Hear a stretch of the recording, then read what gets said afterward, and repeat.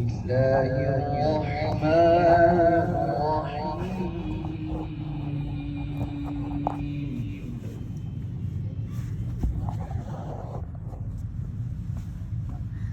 ولقد أنزلنا إليكم آيات مبينات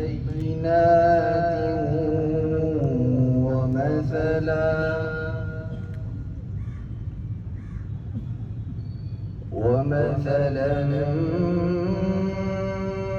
من الذين خلوا من قبلكم وموعظة للمتقين.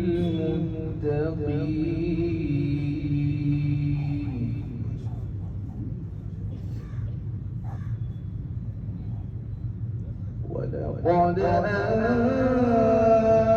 أنزلنا إليكم آيات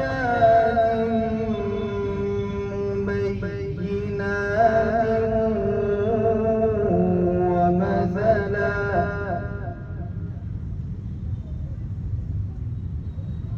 ومثلا من الذين خلوا من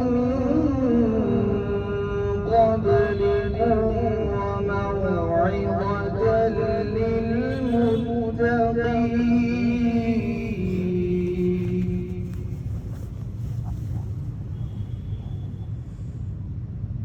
الله نور السماوات والأرض.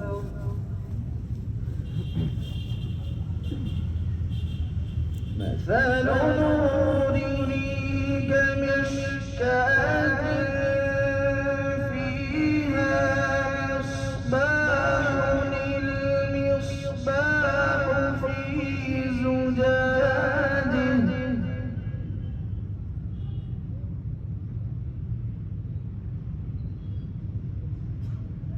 الزجاجة كأنها كوكب دري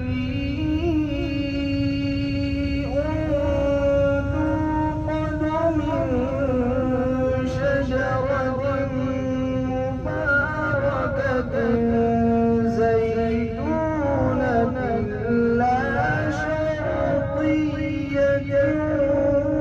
ولا غربية،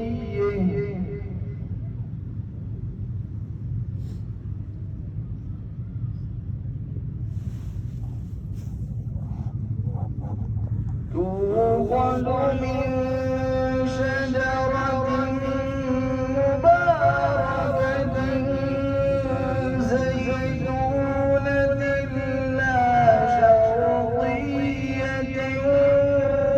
ولا غربية،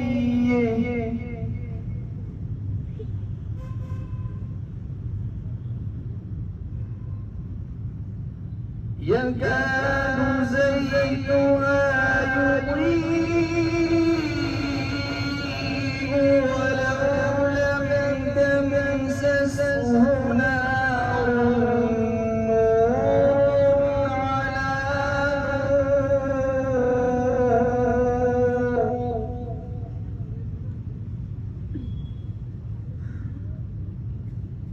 نور، نور على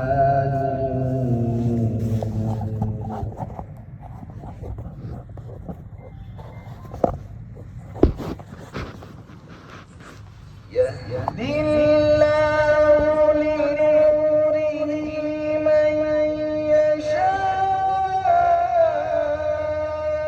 ويضرب الله الأمثال للناس والله بكل شيء عليم.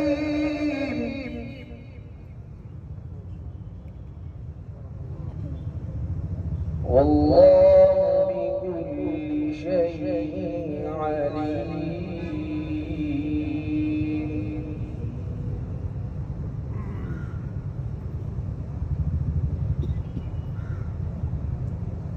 في بيوت أذن الله أن ترفع ويذكر فيها اسمه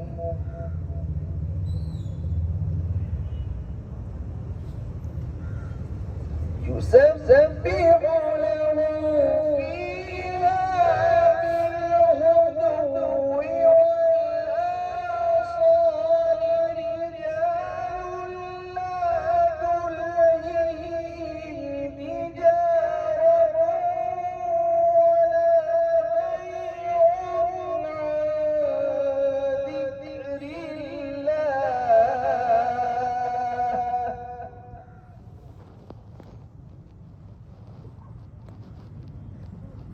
وإقام الصلاة وإيتاء الزكاة يخافون يوما تتقلب فيه القلوب والأبصار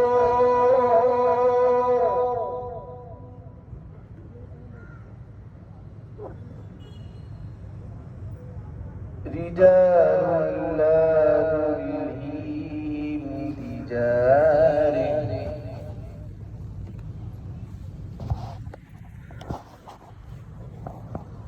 يسبح له فيها بالغدو والآصال رجال لا تلهيهم تجارة ولا بيع عن ذكر الله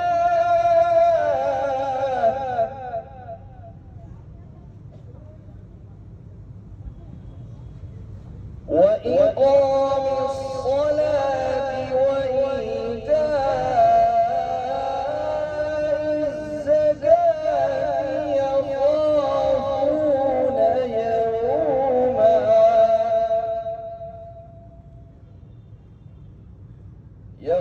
يخافون يوما تتقلب فيه القلوب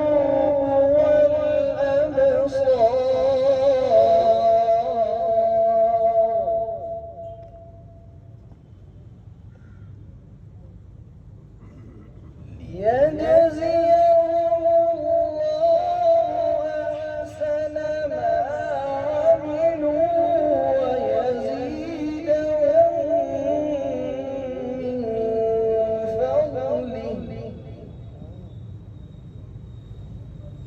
والله يرزق من يشاء بغير حساب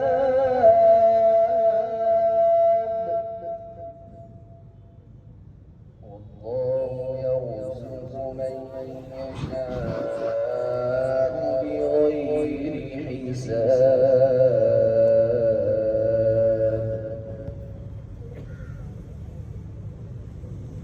بسم الله الرحمن الرحيم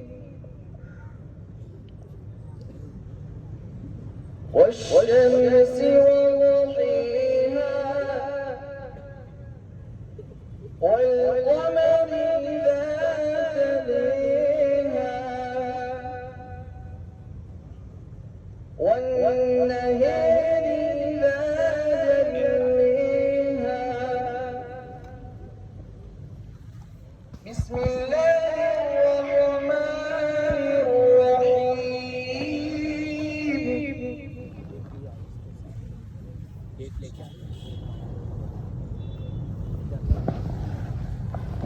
والشمس وضحيها والقمر إذا تلاها والنهار إذا جلاها والليل إذا يغشيها والسماء وما بنيها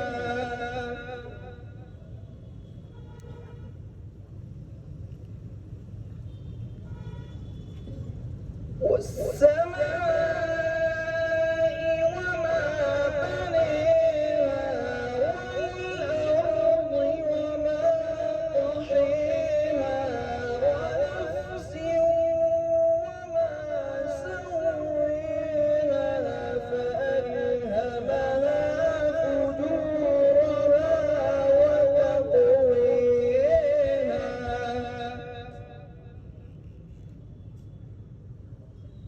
قد أفلح من زكيها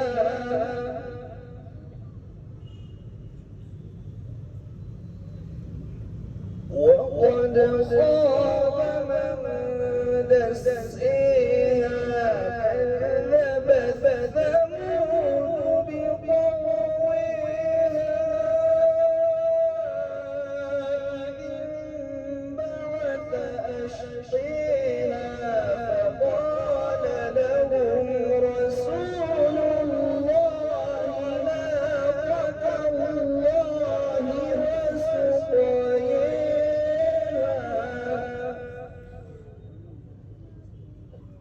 فكذبوه فعقروها فدمدم عليهم ربهم بذنبهم فسويها ولا يخاف عقبيها صدق الله العظيم.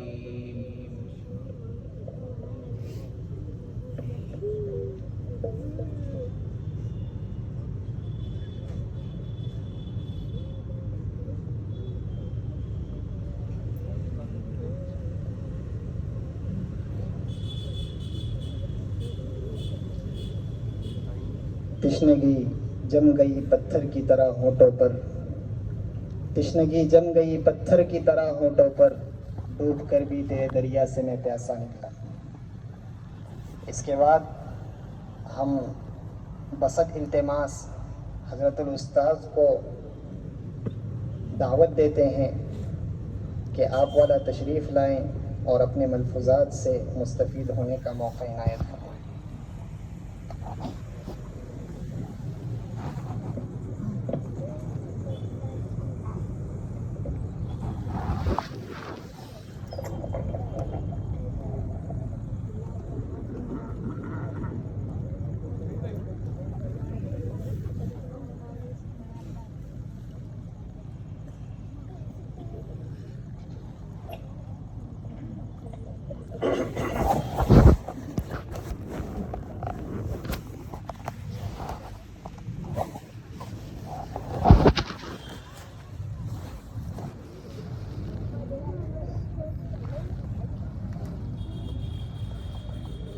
بسم الله الرحمن الرحيم.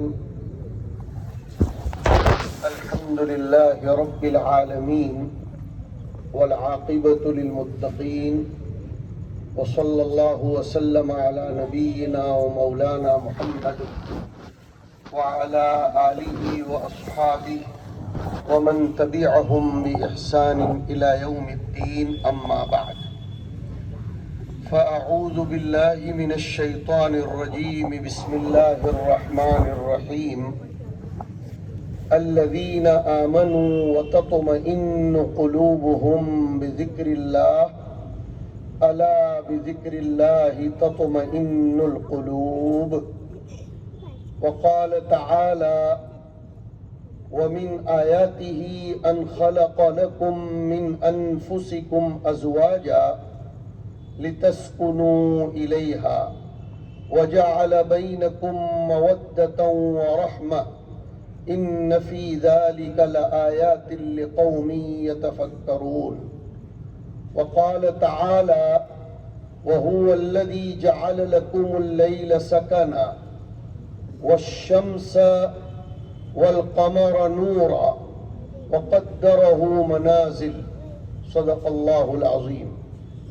وقال النبي صلى الله تعالى عليه وآله وسلم: النكاح من سنتي فمن لم يعمل بسنتي فليس مني، أو كما قال عليه الصلاة والسلام. رفیع المرتبت علماء کرام، طلبہ عزیز، بھائیوں، دوستوں، بزرگوں اور عزت مآب خواتین، مائیوں، بہنوں اور بیٹیوں، آسمان رشک کر رہا ہوگا، سورج، چاند، ستارے سبھی خوشیاں منا رہے ہوں گے کہ اس پرفتن دور میں جہاں نکاح کو خرافات، رسومات، بدعات اور غیر شرعی مروجہ طرق سے مظلوم بنا دیا جاتا ہے، وہیں ہمارے بھائیوں نے اور دینی فکر رکھنے والے ان گھرانوں نے ایک سنت کو قرآن کریم کی ضیاء پاشیوں، ضوء افشانیوں اور جو آیت کریمہ میں نے تلاوت کی، الذین آمنوا وتطمئن قلوبہم بذکر اللہ، اس کے ذریعے اس سنت کی بنیاد ڈالنے جا رہے ہیں۔ اللہ مبارک فرمائے ان والدین کو جو اپنے بیٹوں اور بیٹیوں کے نکاح کے اس رشتے کو قرآن کریم کی آوازوں، دین کی اور شریعت کے احکام کی باتوں کی روشنی میں خوشیاں منا رہے ہیں۔ اسلام نے خوشیاں منانے سے نہ کبھی منع کیا اور نہ وہ کرتا ہے۔ ایک لفظ آج کی اس مجلس میں ہم سب بھائیوں اور بہنوں کو سننا چاہیے، غلط فہمی، مس انڈرسٹینڈنگ یہاں ہو رہی ہے کہ ہم نے اسلام کو نیچرل ریلیجین اور فطری مذہب نہیں سمجھا ہے۔ اسلام دین فطرت ہے، وہ فطرت کے شوق، فطرت کے ذوق، فطرت کی ضرورتیں اور فطرت کی سہولتیں، فطرت کی آوازوں اور فطرت کے تقاضوں کا پورا خیال فرماتا ہے۔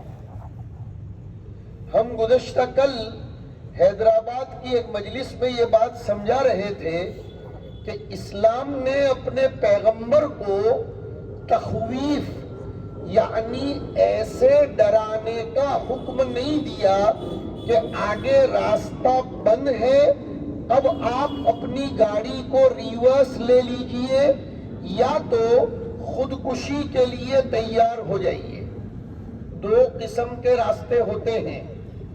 بعض راستے وہ ہوتے ہیں کہ جو آگے سے ٹوٹے ہوئے ہوں، گاڑی واپس لینے یا وہیں کھڑا کر دینے کے سوا کوئی چارے کار نہ ہو، پیٹرول ختم ہو جائے، ڈیزل ختم ہو جائے، کوئی ضرورت میسر نہ ہو، فراہم نہ ہو، لیکن اب ہم آگے نہیں جا سکتے اس لیے کہ راستہ مسدود ہو چکا ہے۔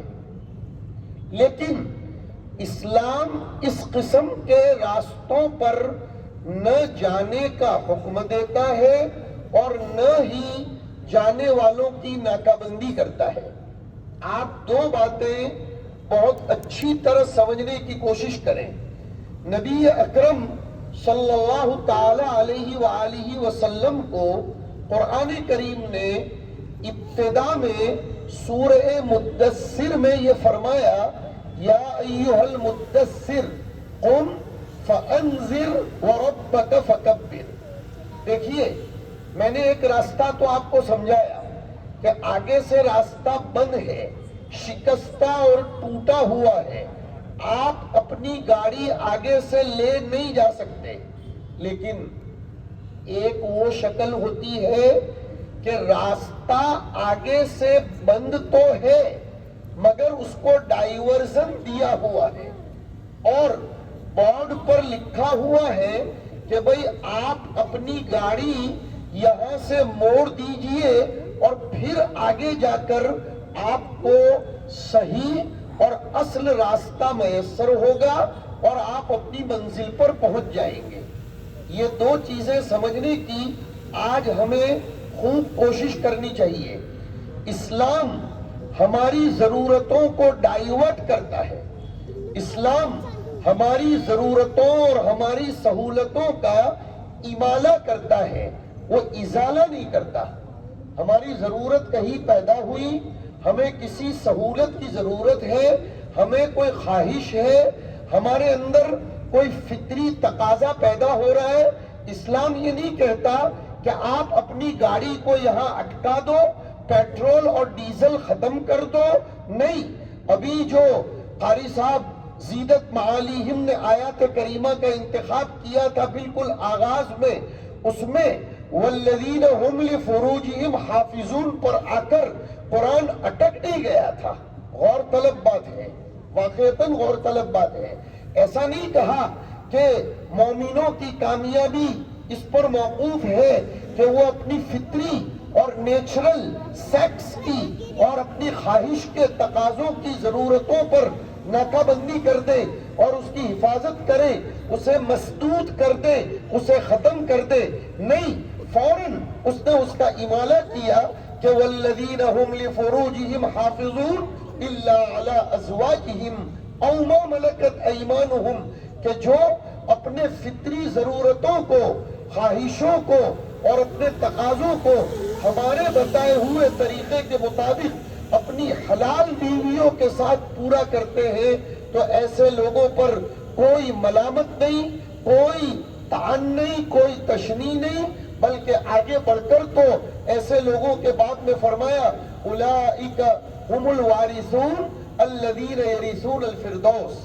یہ آیات غور طلب ہے کہ صرف نماز پڑھنے پر جنت الفردوس کا وعدہ نہیں ہے، صرف لغویات سے اجتناب پر اور فضول کاموں سے بچنے پر جنت الفردوس کا وعدہ نہیں ہے، بلکہ فرمایا نکاح کرو، اپنی ضرورت کو پورا کرو۔ اور اسلام نے انسان کے اندر جو ضرورت پیدا فرمائی ہے، اس ضرورت کی تکمیل کے لیے اللہ نے کتنے مواقع فراہم فرمائے ہیں۔ کوئی ضرورت ایسی نہیں ہے جس پر بریک لگایا جائے۔ اسی لیے تو نکاح کے خطبے میں صاف ستھری حدیث سنائی جاتی ہے کہ النکاح من سنتی فمن لم يعمل بسنتی فلیس منی۔ اسلام نے دور دور تک رہبانیت کو، سنیاسی پن کو، معاشرے سے کٹنے کو، سماج سے ہٹنے کو اور لوگوں سے پرے ہو جانے کو کسی بھی صورت میں نہ اس کی تشکیل کی، نہ اس کی حوصلہ افزائی کی، بلکہ ایک حدیث شریف میں آیا وہ مومن جو لوگوں سے ملتا جلتا ہو، جو لوگوں سے گول میل کرتا ہو، جو لوگوں سے اچھی طرح ملتا ہو، سماج میں اپنے خیالات کو اور اپنے افکار کو لوگوں کے ساتھ عاقلے کرتا ہو اور لوگوں کی طرف سے آنے والی مصیبتوں پر وہ صبر کرتا ہو، بہتر ہے اس مومن کے مقابلے میں جو کسی سے کبھی ملتا جلتا ہی نہ ہو۔ مستقل محدثین کے یہاں اس پر بحث کی گئی ہے کہ وحدت، خلوت اور تنہائی بہتر ہے یا سماج میں لوگوں سے ملنا جلنا بہتر ہے۔ علماء کرام نے لکھا کہ اگر ہماری تکلیف سے ہم لوگوں کو بچاتے ہوئے ایک دوسرے سے ملیں، لوگوں کی ضرورتوں کا خیال کریں، لوگوں کے دکھ درد کو بانٹیں اور لوگوں کے دکھ درد کا احساس کریں، تو یہ وہ طریقہ ہے جس کی اسلام نے زبردست حوصلہ افزائی کی ہے۔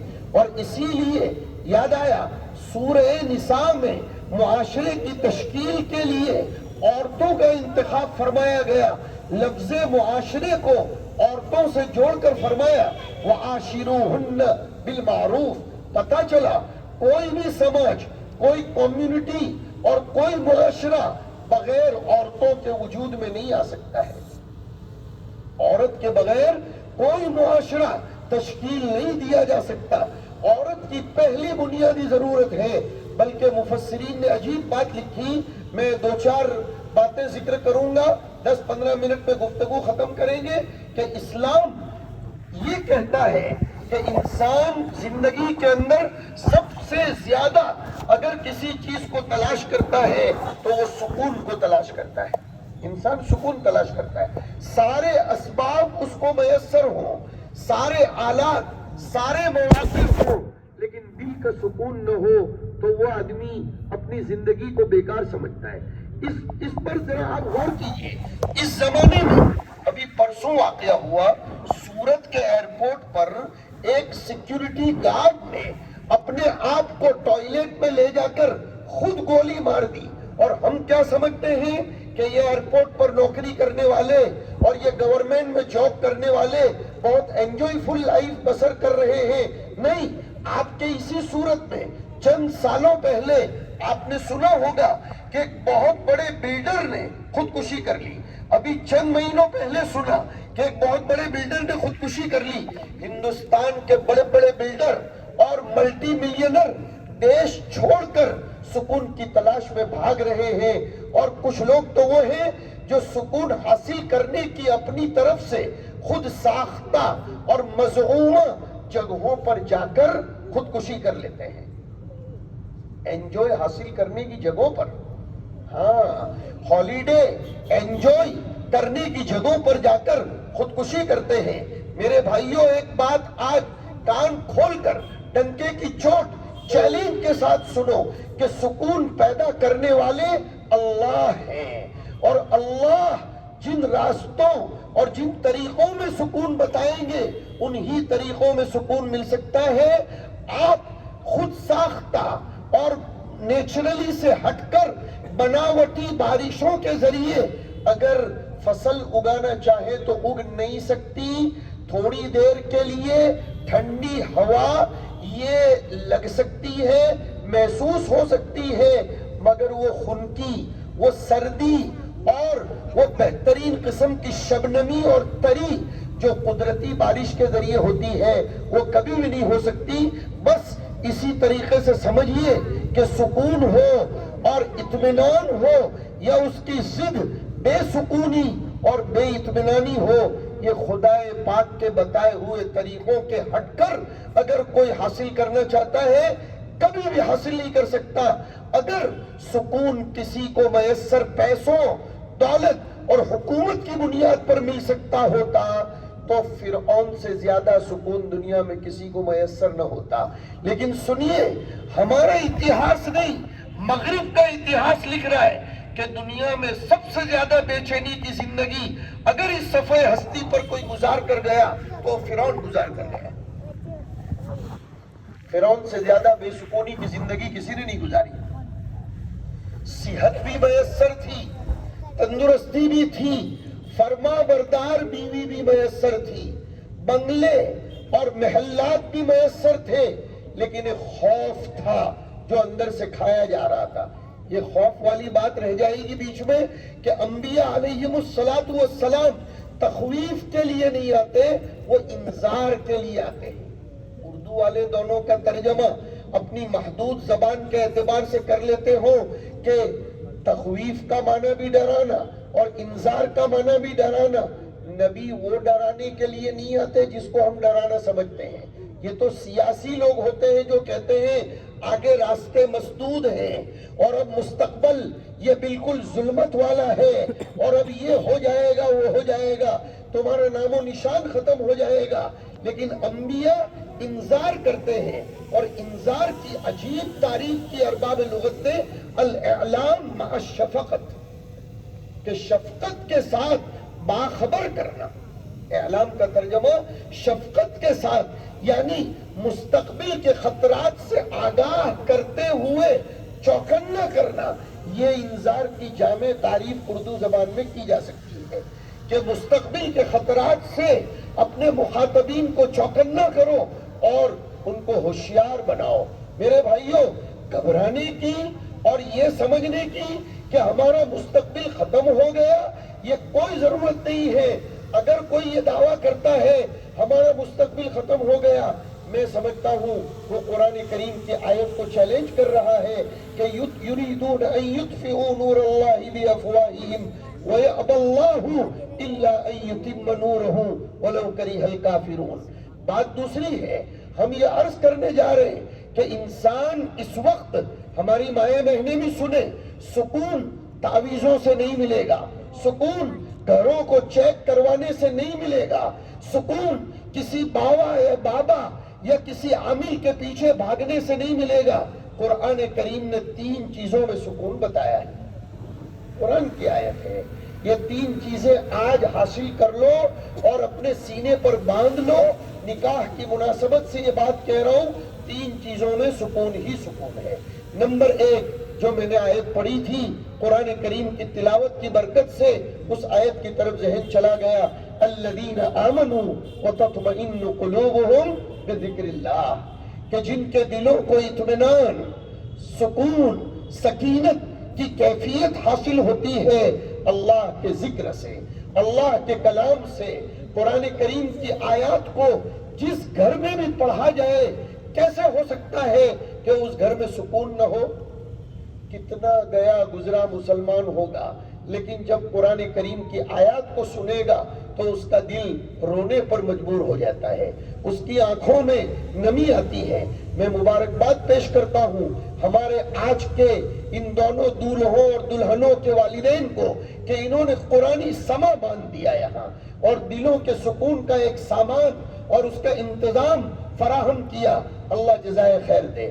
تو ایک تو اپنے گھروں میں ذکر کی عادت ڈالیں۔ ہماری ماؤں بہنوں میں سے آج کل یہ چیز یکسر ختم ہوتی جا رہی ہے، گھروں میں قرآن کی تلاوت ختم ہو گئی۔ ہمارے بڑے بوڑھے کسی زمانے میں جب تک سورہ یاسین نہیں پڑھ لیتے تھے، سورہ واقعہ، سورہ ملک نہیں پڑھ لیتے تھے، ایک پارے کی تلاوت نہیں کرتے تھے، تب تک وہ چائے نوشی کی طرف توجہ نہیں کرتے تھے۔ ایک چھوٹا سا قصہ میں نے پڑھا، ایک صاحب بہت بڑا پیمنٹ کہیں سے لے کر آئے اور وہ جلد بازی میں صوفے پر بیٹھ گئے اور انہوں نے اپنا پیمنٹ ایک طرف رکھ دیا۔ اس کے بعد ان سے کوئی ملاقات کرنے آیا۔ اب وہ جو ملاقات کرنے آیا وہ ان کا خصوصی دوست تھا، اس نے چوکنا کرنا چاہا تھا، اس لیے کہ اس کو معلوم تھا کہ اس گھر میں بے سکونی کی شکایتیں ہر لمحہ ہے۔ اس نے وہ پیمنٹ کے بنڈل پر، وہ جو پیمنٹ تھا 5-10 لاکھ روپے کا، اس کے بنڈل پر 2-3 تکیے رکھ دیے اور پھر وہاں سے دھیرے سے وہ چل نکلا۔ گھر والے بعد میں تلاش کرتے رہے پیسے کہاں گئے۔ اب وہ جیسے گجراتی میں کہتے ہیں بغل میں ڈنڈوں نے پورا گام میں ڈھنڈے رو، ایسا معاملہ تھا۔ پیسے تو وہی تھے لیکن کسی کا ذہن میں نہیں جا رہا تھا کہ پیسے یہ صوفے کے تکیے کے نیچے ہوں گے۔ لوگ ادھر تلاش کر رہے، ادھر تلاش کر رہے، ادھر تلاش کر رہے، نہیں ملا۔ تلاش کرتے کرتے لوگ باہر تک گئے، پولیس میں FIR درج کروانے گئے۔ اتنے میں وہ آدمی دوبارہ آیا اور اس نے وہ پیسے لے کر قرآن کریم کے اندر رکھ دیے۔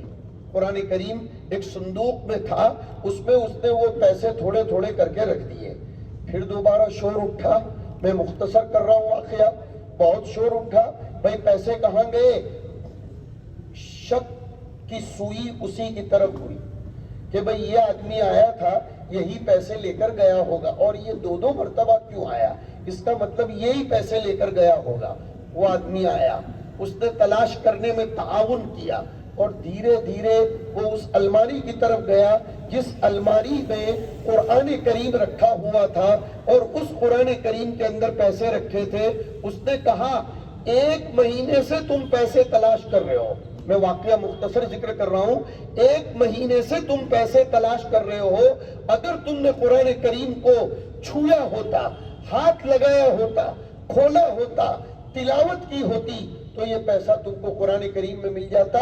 یہ قرآن کریم جوں کا تو ہے، سمجھ میں آ رہا ہے میرے بھائیوں، ڈر لگتا ہے 19ویں پارے کی اس آیت کو پڑھ کر کہ کہیں رسول ہماری شکایت نہ کرے کہ وقال الرسول یا ربی ان قومی اتخذوا هذا القرآن کہ ان قومی اتخذوا هذا القرآن مہجورا، کہ میری قوم نے اس قرآن کو چھوڑ دیا تھا۔ تو سب سے پہلے سکون قرآن کریم کی تلاوت سے ملے گا۔ نمبر 2، سکون اگر چاہیے تو نکاح کے ذریعے سکون ملتا ہے، اس لیے کہ ابھی آیت کریمہ پڑھی گئی خلق لکم من انفسکم ازواجا لتسکنوا الیہا، اللہ نے انسان کے لیے جوڑا سکون کے لیے ہی پیدا فرمایا ہے۔ اب جن کو اپنی بیویوں سے سکون نہ ملتا ہو انہیں اپنے نکاح کی نیتوں میں تفقد کرنا چاہیے۔ حضرت شیخ مولانا زکریا صاحب نور اللہ مرقدہ نکاح کی مجلس میں جوڑوں سے 3 نیتیں کرواتے تھے، اور حضرت فرماتے تھے اسلام میں نیت کو عروجی حیثیت حاصل ہے، نکاح کرنے والے کو 3 نیتیں کرنی چاہیے۔ سب سے پہلے تو میں نکاح اس لیے کر رہا ہوں کہ میرے آقا کی سنت ہے۔ دیکھو یہ سنت کی بزم سجی ہوئی ہے یہاں ماشاءاللہ، لہذا ہم اس بات کو گارنٹی سے کہتے ہیں کہ نکاح کی بزم کو سجانے کے لیے یہ جتنے خرچے ہوئے ہیں انشاءاللہ اس پر اللہ کے یہاں کوئی حساب کتاب نہیں ہوگا۔ لیکن آئندہ کل ولیمے کی مجلس میں اگر خرافات ہوئی اور اس میں اگر ضرورت سے زیادہ فضول خرچیاں ہوئیں تو اس پر اللہ کے یہاں حساب کتاب دینا پڑے گا۔ یہ خدا کا اٹل قانون ہے۔ ہم امید کرتے ہیں یہ چاروں گھرانوں سے، اس لیے کہ یہ 4 گھرانے آج 2 بن رہے ہیں، 2 اور 2 ہو کر 4، مگر یہ تو 4 یہ ہو کر اب 2 بن رہے ہیں، 2 گھرانے جڑ رہے ہیں۔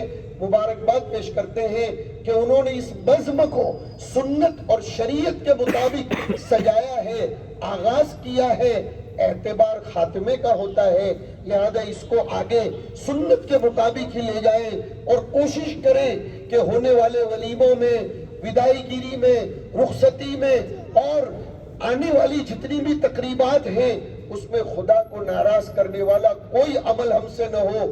میرے بھائیوں اور بہنوں، خدا راضی تو پوری دنیا راضی، اس لیے کہ اس نے اعلان کیا۔ سورہ مریم میں عجیب آیت ہے، محبت حاصل کرنے کا طریقہ قرآن نے سکھایا کہ ان الذین آمنوا وعملوا الصالحات سیجعل لهم الرحمن ودا، کہ جو لوگ شریعت پر عمل کرتے ہیں اللہ لوگوں کے دلوں میں ان کے لیے محبتوں کا انتظام فرماتے ہیں۔ تو ایک تو سکون اللہ کے ذکر میں، دوسرا سکون اللہ تعالیٰ نے عورتوں اور بیویوں کے ذریعے میں، وہ بات رہ جائے گی، حضرت شیخ پہلی نیت کرواتے تھے سنت کے لیے نکاح کر رہا ہوں، دوسری نیت یہ کرواتے تھے کہ میں اپنی شرمگاہ اور نگاہ کی حفاظت کے لیے یہ نکاح کر رہا ہوں، اور تیسری نیت یہ نبی کریم صلی اللہ علیہ وسلم کی امت میں کثرت پیدا کرنے کے لیے، تاکہ حضور کے لیے میں سامان افتخار بنوں، حضور کے لیے باعث اعتزاز بنوں۔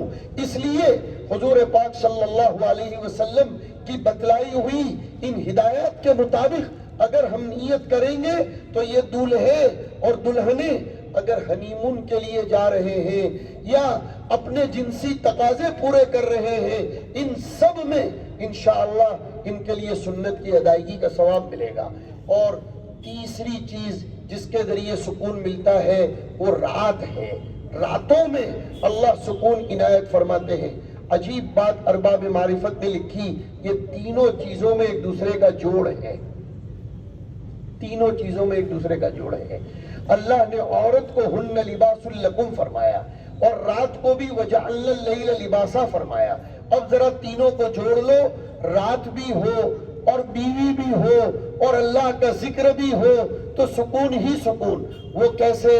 حدیث شریف میں حضور دعا دے رہے ہیں۔ آخری بات کہہ رہا ہوں، بخاری شریف کی روایت ہے، رحم اللہ رجلا، حضور دعا دے رہے ہیں۔ لوگ دعائیں حاصل کرنے کے لیے دور دور تک جاتے ہیں، حضور سامنے سے شان رحمت للعالمین میں دعائیں دے رہے ہیں، اللہ اس مرد پر رحم کرے۔ کون دعا دے رہا ہے؟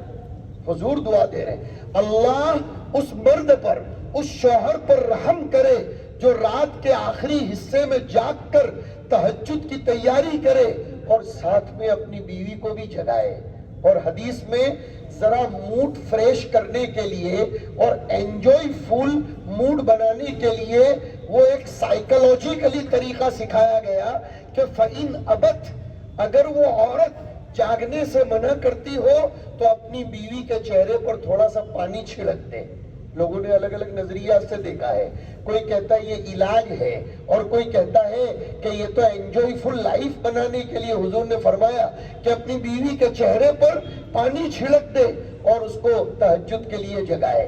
اس کے بالمقابل عورتوں کو بھی خوشخبری دی گئی, عورتوں کو حضور نے دعا دی, اللہ اس عورت پر رحم فرمائے جو رات کے آخری حصے میں جاگے, تہجد کی تیاری کرے اور اپنے شوہر کو بھی جگائے. یہ دولہا دلہن جب آج ملیں گے تو ساتھ میں جینے مرنے کی قسم کھائیں گے. ہم ان کو کہہ دیتے ہیں چاروں کو کہ خالی جینے مرنے کی قسم نہ کھائیں, جنت میں بھی ہمیشہ ساتھ میں رہنے کی قسم کھائیں کہ ہمارا یہ ساتھ مرتے دم تک نہیں بلکہ جنت تک چلے گا. اور یہ جنت تک کب چلے گا؟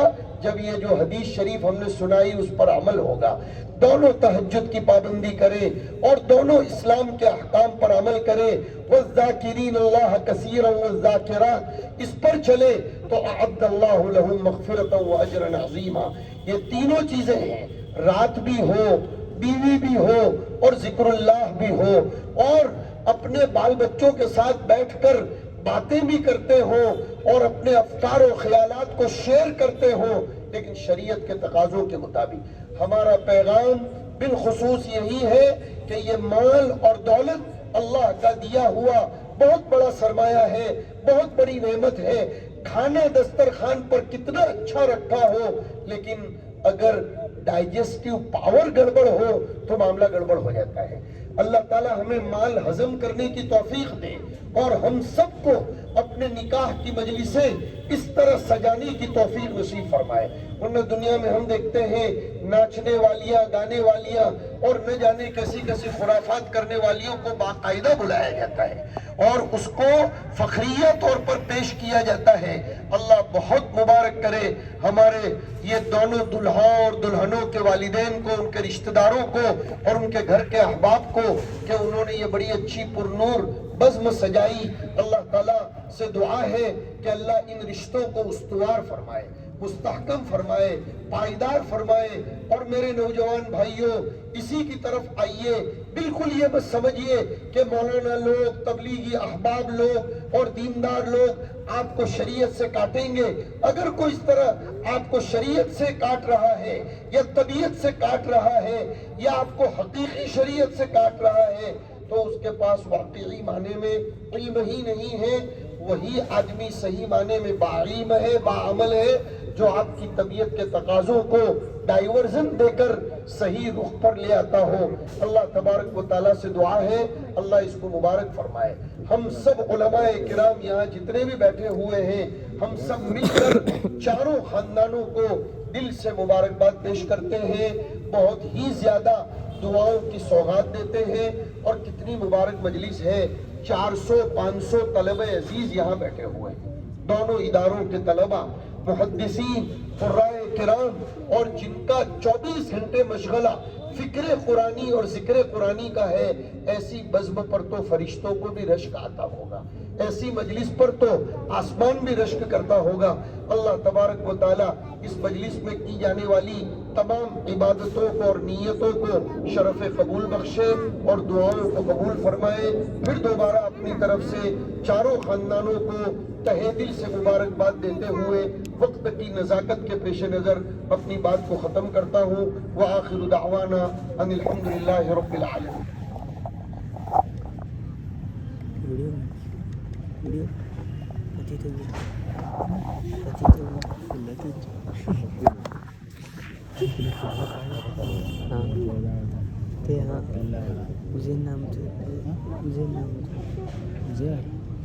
شال پہ لیتے ہیں اپنے ہوا ہوتی ہے, اپنے بال ہوتا ہے, کیا کہتا ہوتا ہے وہ مٹا کا چاہیے گرے شال پہ اسٹیج پر بس کرسی نہ بازو میں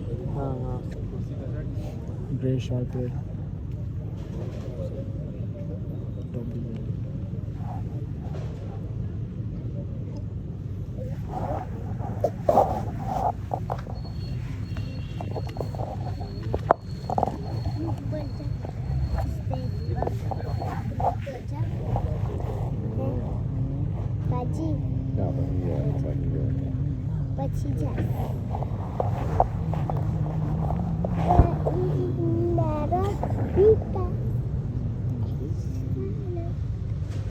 Lihat kakak dua kaca.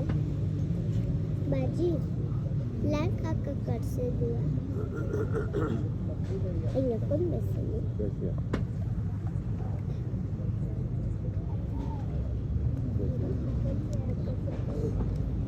Baby jump.